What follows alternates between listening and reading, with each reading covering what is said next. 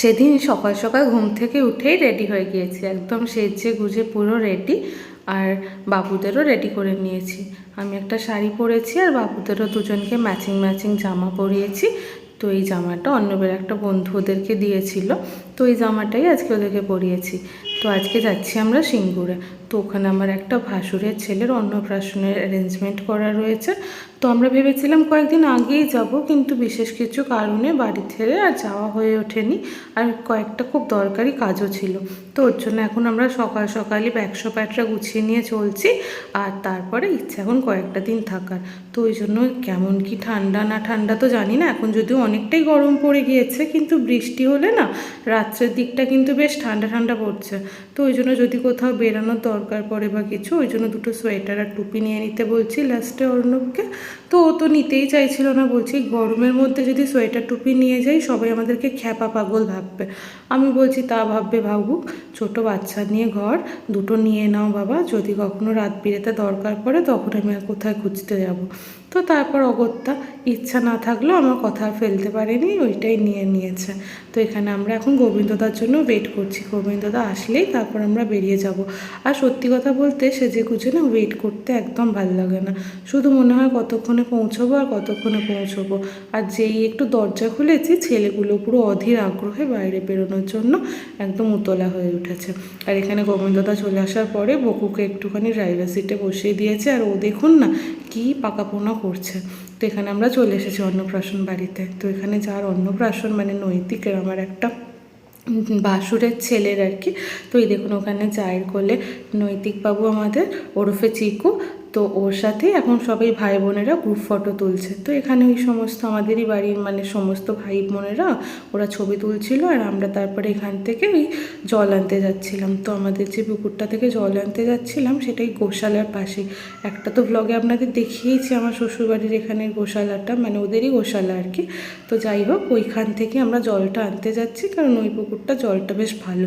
এখানে আরও পাশে অনেক কয়েকটাই খাদ রয়েছে আমাদের, কিন্তু ওই খাদগুলোয় নামা অনেকটা কঠিন। তো ওখানে যেহেতু সিঁড়ি সিঁড়ি করা রয়েছে, তো ওইখান থেকেই জল আনা হচ্ছে। তো এরপরে চিকুকে চান করানোর জন্য একটা গামলার মধ্যে গোলাপের পাপড়ি ছড়িয়ে নেওয়া হয়েছে, আর এখানে চান করানোর জন্য ওকে আনা হচ্ছে। আর এখানে আমরা হলুদ করছি। তো আমাদের শ্বশুরবাড়িতে এই রীতিটা রয়েছে, মানে ওই গায়ে হলুদের মতো সমস্ত কিছু হয় আর কি। তারপরে গায়ে হলুদের মতো গায়ে হলুদ ছুঁয়ে তারপরে জলে স্নান করানো হয়। আমার ছেলে দুটোর বেলাতেও তাই হয়েছিল। চিকুর যদি একটু পরের দিকে হচ্ছে অন্নপ্রাশন, কিন্তু ওর আগের অন্নপ্রাশন মানে যেটা মূল অনুষ্ঠান সেটা ঠাকুরের দুয়ারে গিয়ে আগে হয়ে গিয়েছে, কিন্তু একটু খাওয়ান দাওয়ান একটু দেরিতে হচ্ছে। আবার আমার ছেলেগুলো বেলা উল্টো হয়েছিল জানেন তো, ওদের আবার যখন অন্নপ্রাশন হয়েছিল তখন ওদের মাত্র 4 মাস বয়স ছিল, কিন্তু কি একটা নিয়ম আছে চাঁদ পাওয়া, যদি আমি সেটা ঠিক জানি না, কিন্তু সেই নিয়ম অনুযায়ী যেহেতু ওদের সময় হয়ে গেছিলো তাই ওদের 4 মাসে অন্নপ্রাশন হয়েছিল। আর ওরা তখন একদম কুট্টি কুট্টি ছিল। আর এখানে কিন্তু চিকু বেশ, যেহেতু অন্নপ্রাশনের সময় কিছুটা হলেও পার হয়ে গিয়েছে, একটু বড়সড় হয়ে গিয়েছে, আর ও বেশ সুন্দর বসতেও শিখে গিয়েছে। তো এটাই বেশ ভালো, ও তো বেশ এনজয়ও করতে পারছে। তারপরে ওকে জলে নামানোর পরে যা হুড়োপোনা করছিল আর জল ছিটাচ্ছিল দেখে আমাদের খুব ভালো লাগছিল। কিন্তু এখন ওয়েদারটাও তো ঠান্ডা গরম মিশানো না, কোন দিন ঠান্ডা কোন দিন গরম। তো ওই জন্য আমরা সবাই তাড়াতাড়ি করছিলাম যাতে করে কিনা ওকে তাড়াতাড়ি ছেড়ে দেওয়া যায় আর জল বেশিক্ষণ না ঘাটতে হয়। তো এখানে আমরা যারা হয়েছিলাম আর কি, তারা ওর কপালে গালে সব জায়গায় হলুদ একটু একটু ছুঁয়ে দিয়েছিলাম, ওই নাম কাওয়াজতে যেহেতু একটুখানি ছোঁয়াতে হয়। কিন্তু এখন তো এমনি হলুদ অতটা ঠিক কত টাকার শ্যুট করে, তারপর কচি চামড়া বলে কথা, তো ওর জন্য আর বেশিক্ষণ আর ওকে এসব বেশি ছোঁয়াচ্ছিলাম না, শুধুমাত্র একটু কপালে মাথায় ওই হলুদ হাতটা ধরে রাখছিলাম, আর তারপর এখানে ফটোশ্যুট হচ্ছিল। তো এখন তো এই ছবিগুলোই আসল না, এই ছবিগুলোই সারা জীবন রয়ে যাবে আর কি। আর এখানে সব চিকুদের যে বয়সী ভাই বোনেরা, গুনগুন, তারপর আমার ছেলে দুটো শিক্তা, তারপর নিশান, ওরা যদিও এখানে নেই, সব আশেপাশে ওরা ওকে ঘিরে ধরে রয়েছে আর ওকে স্নান করানো রয়েছে। আর বকুয়া ছোটু আমার ঘরে চুপটি করে বসে রয়েছে, ওদেরকে বলছি বাবু বসে থাক ছবি উঠবে, তো ওরাও সেই আনন্দে বসে রয়েছে।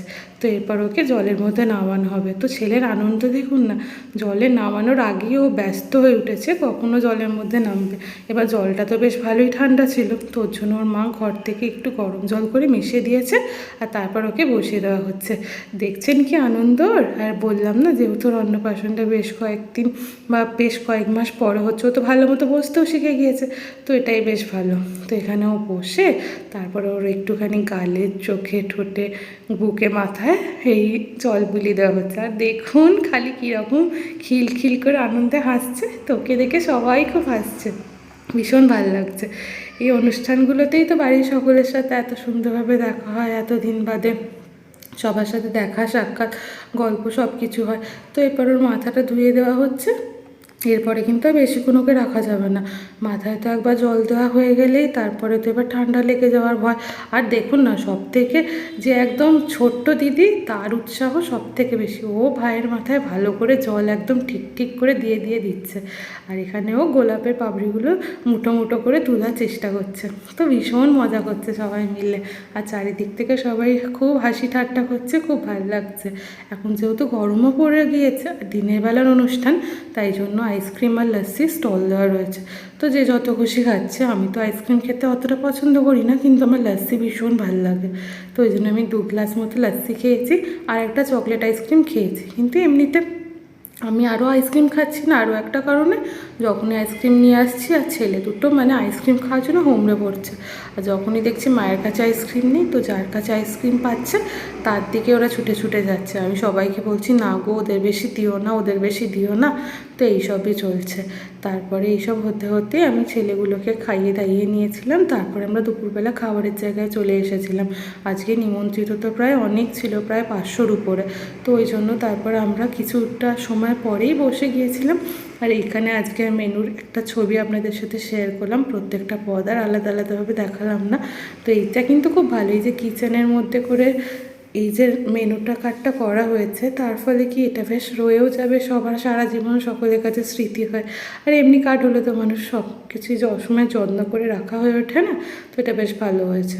যাই হোক, আজকের ভিডিওটা তাহলে এখানেই শেষ করলাম। খুব শীঘ্রই নতুন ভিডিও নিয়ে দেখা হচ্ছে। সকলে খুব ভালো থাকবেন, সুস্থ থাকবেন, সাবধানে থাকবেন আর আনন্দে থাকবেন। টাটা।